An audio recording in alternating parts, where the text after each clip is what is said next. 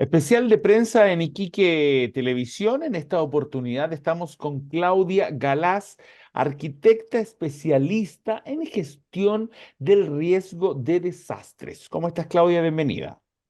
Hola, Cari, muchas gracias. Un gusto. Claudia, estamos cumpliendo 10 años de los terremotos que azotaron a la ciudad de Iquique, que uno fue el 1 de abril, un 8,2, y el otro día, el 2 de abril, el 7,9, si mal no recuerdo. 7-7.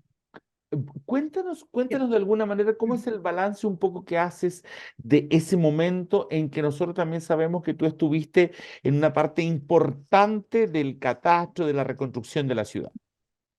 Sí, bueno, decir que este sismo de 8,2 que ocurrió el primero fue el evento más importante de una seguidilla de sismos que hubo antes. Las personas de Iquique se deben acordar que estuvo temblando febrero, marzo, Sí.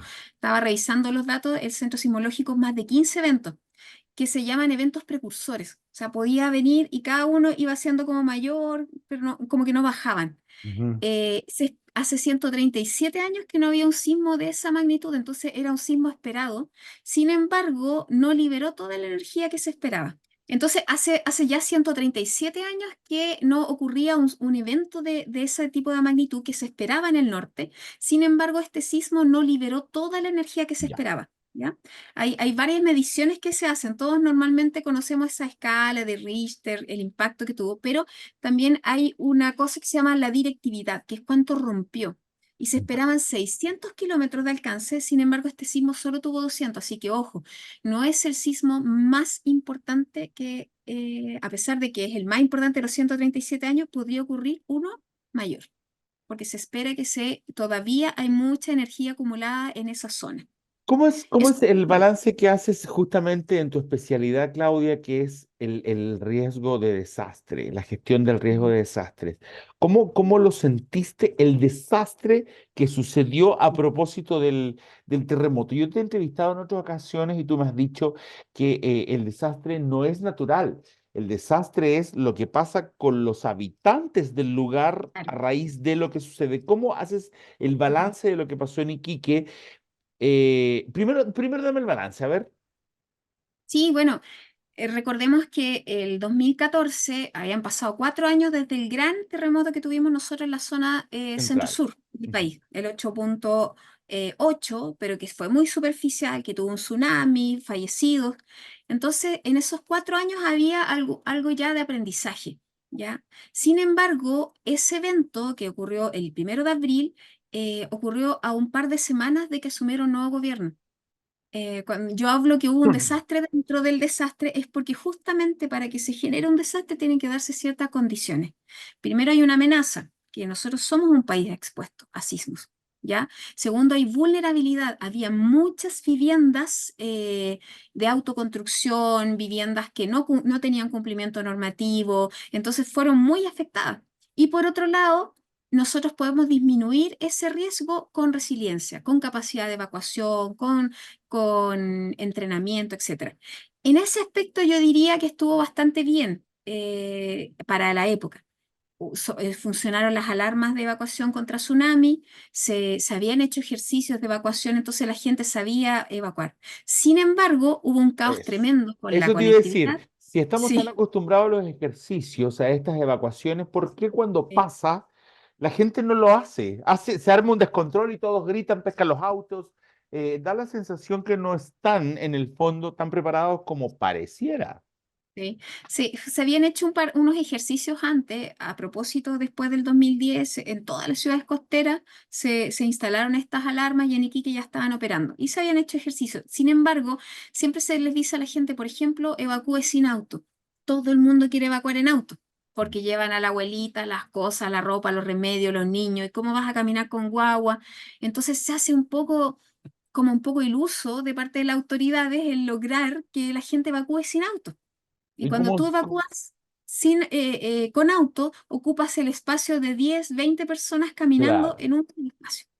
Entonces, fue bien complejo. También todo el borde costero de Iquique que está construido con edificios, con torres de edificios. Imagínate evacuar todas esas personas a calles que son angostas.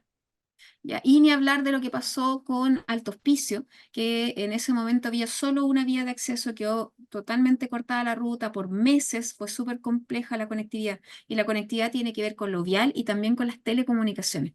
Se cortó el agua, se acordarán los habitantes de Iquique que fue como una semana que no tuvimos agua. A mí Sí, me tocó ir sí. a terreno, no había agua para nada, para bañarse, para tomar, fue súper complejo. Tampoco había abastecimiento de agua, camiones aljibes como los que tenemos ahora cuando ocurre algún evento de corte de agua. ¿Cuáles son los avances que crees tú que se han dado en Sí. 10 años en justamente en la región de Tarapacá o en la ciudad de Iquique para enfrentar esto?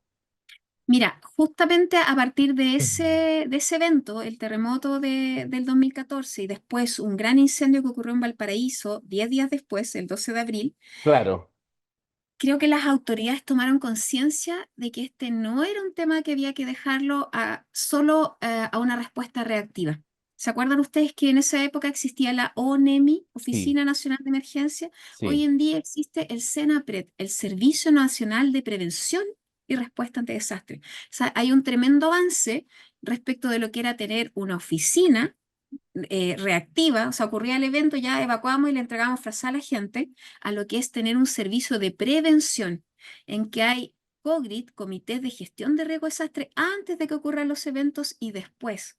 Entonces, ahora el foco debiera estar en lo preventivo, o sea, tener mejores normativas, tener más inversiones, tener preparación y también en la respuesta, una respuesta más coordinada, que eso yo creo que es uno de los mayores avances. Claudia, el tema de la conectividad. En ese momento recuerdo perfecto que se cortan las vías entre Alto Hospicio y Iquique y las dos ciudades quedan aisladas una de la otra, siendo que son bastante simbióticas sus relaciones, tanto económicas, hay gente que trabaja en un lado, que trabaja en otros, ambas producen cosas de una para la otra. ¿Cómo se Sí. podría arreglar ese tema? Bueno, como dices tú, Altos Pisos es como una comuna dormitorio y gran parte de las personas de Altos Pisos trabajan en Iquique y, no, algunos no pudieron volver, otros no podían interactuar en el fondo. Primero hay un concepto en gestión de riesgo de desastre que es la redundancia. Nuestras ciudades adolecen de redundancia para enfrentar este tipo de eventos. Cuando ¿Qué hay es una sola, redundancia? claro, la redundancia es tener más de una opción. Entonces, si De yo tengo evacuación, de de vías. evacuación, de vías, de Ya. comunicaciones. Si yo tengo una sola antena de celular, una sola compañía y se cae esa antena porque tiene un, no sé, un atentado, justo estaba en el epicentro y me quedo sin comunicación para toda la ciudad. O tengo el agua en Iquique, el agua de abastecimiento, y no la tengo instalada en Alto Hospicio. Entonces, ¿cómo llevo esa agua para la gente Ya. si la tengo en Iquique? Y dice, ¿Y hemos oye, pero está a 20 avanzado? ¿Hemos kilómetros. avanzado? Sí, la verdad es que en el caso de Iquique es una de las ciudades que avanzó bastante en estos años. Tuvieron un director que después fue director nacional de Senapred y se encargaron de avanzar mucho en puntos de abastecimiento, puntos de encuentro. No obstante, la ciudad de Iquique es una ciudad muy compleja de gestionar para el riesgo de desastre, porque está sobre todo este tipo de desastres que pudieran haber tenido un sismo. Afortunadamente no ocurrió un sismo como el que podría haber sido, porque fue un terremoto de o sea, interplacas. ¿Y cuál es el que eh, dices tú? fue un terremoto de subducción y podría haber ocurrido un sismo importante, pero afortunadamente no fue tanto como el de Coquimbo después, el año siguiente. O Ok. sea, pudo haber sido peor aún el escenario. Toda esa gente viviendo en el borde costero, que no tiene un punto de encuentro donde evacuar. Las calles de Iquique son bastante estrechas, está saturado de automóviles estacionados. Entonces, cuando uno calcula las vías de evacuación, dice ya, aquí tengo 20 personas evacuando, pero eso no es verdad porque tengo dos, cuatro autos estacionados, entonces no me da el espacio. Entonces, hay un tema de gestión, de gestión local a nivel comunal, de normativa, y también a nivel regional, como de una visión estratégica también de la ciudad. Ahora, en el caso de la conectividad, yo creo que va a mejorar bastante en otro evento porque ahora ya hay una segunda conectividad. Pero hay un proyecto, por ejemplo, de teleférico para la ciudad de Alto Hospicio, unirla con Iquique. Es un muy buen proyecto que además de la conectividad normal, también les aportaría tener otra tercera alternativa de conectividad en caso de un evento de esta magnitud, Ok, que sin duda impactó mucho la vida de todas las personas. ok. Gracias, Claudia, por haber estado con nosotros, ¿ah? Que estés muy bien. Gracias, Karina, a ustedes por invitarme. Especial de prensa en Iquique Televisión. Estuvimos con la arquitecta especialista en gestión de riesgo de desastres, Claudia Galás.